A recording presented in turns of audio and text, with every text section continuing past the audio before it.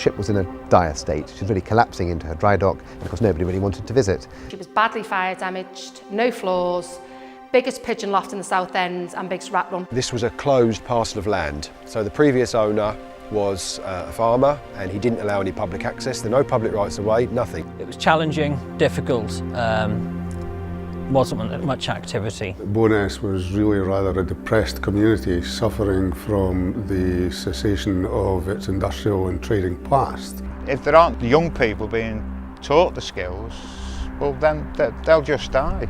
It felt like a huge burden and an insurmountable mountain to climb.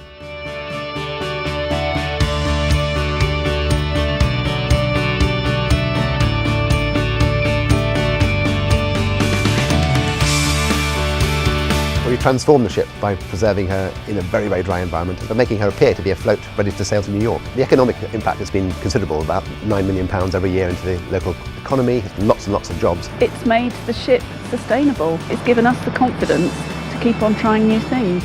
The ship, which really is now considered to be a national treasure, it's secured her future. It's now become an iconic masterpiece for Bristol to be proud of.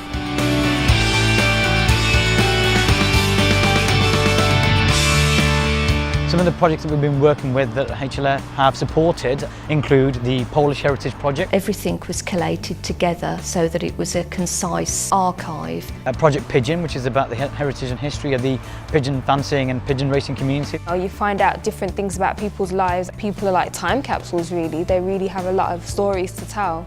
These projects have really placed a lot of the groups on the map.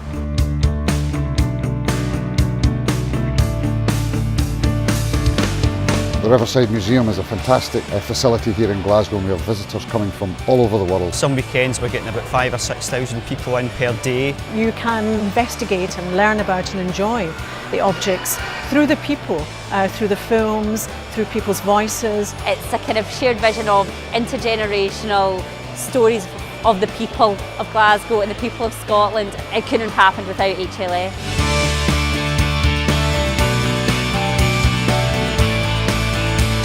Whitworth's been here in Manchester since the 1880s. It's a collection of fine art, of textiles. The Heritage Lottery Fund supported the development of our collection. Here at the Whitworth, it's the largest collection of wallpapers outside of London. They've also been the major supporter for the expansion of the gallery out into the park and connect to the community. So they can actually come look at the exhibitions that are on, but also have space in this lovely kind of creative environment.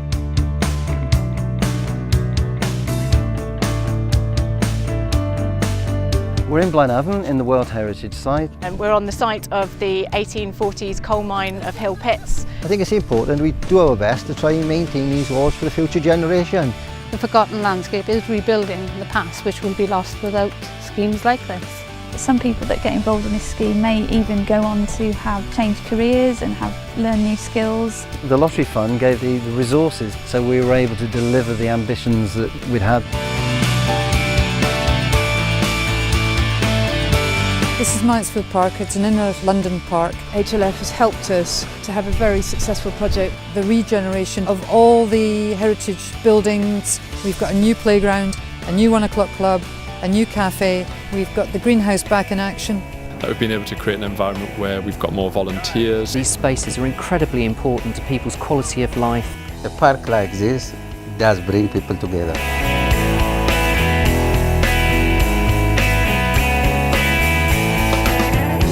Abbotshall Farm is around 650 acres. We have a working arable farm here, permanent coastal pasture, coastal realignment scheme. That involved putting 5 breaches in the sea wall. We used to grow barley on these marshes. Now we grow birds, fish, we grow invertebrate in the mud. Nature has recolonised this land naturally.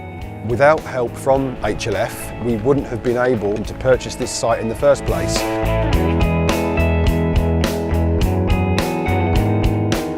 Some of the vessels that we've got, they're the last of their kind. It's important that these boats are brought back to life and possibly given another chance to do something else. The money coming in from the Heritage Lottery Fund is actually enabling jobs that wouldn't get done to be tackled, and we're bringing young people in and trying to teach them the skills. It's going to be nice to bring in the next generation of enthusiasts. We pass these skills on and then the skills are out there in the marketplace.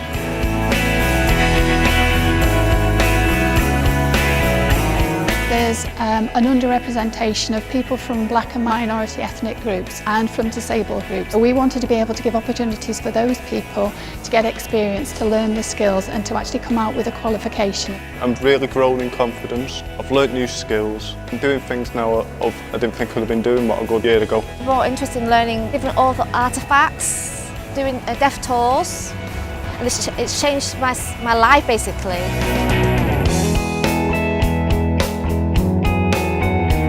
St Paul's Old Ford was built in 1878 in the heart of London's East End. The church by the 1990s was in a pretty desperate state, and the Heritage Lottery Fund money enabled us to put a new roof to create a beautiful space which can be flexibly used by the whole community. Now houses a cafe, meeting rooms, a community space, therapy rooms. It's a place where people meet and sit together.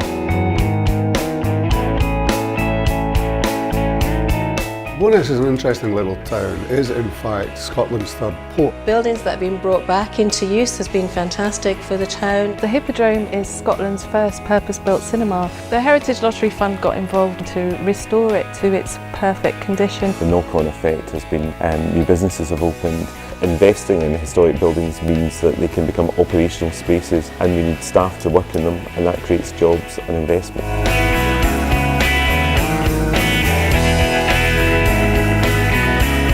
Florrie was built in 1889. Its primary function was a place of recreation for young boys of the area. Wherever I go, I have to say that the HLF held our hands and they've never let go. She was once a beauty. She's back to being a beauty again. When I came in and I looked around and tears were coming down my eyes. That's how much it meant.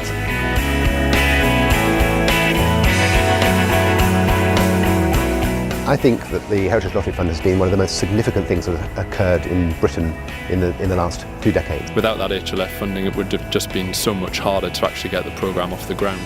The changes to this building will set us up for the next 100 years, and Heritage Lottery Fund encouraged us to think in that time frame. Having HLF and the other partners and their support was extremely important to it, encouraging us to get on with it.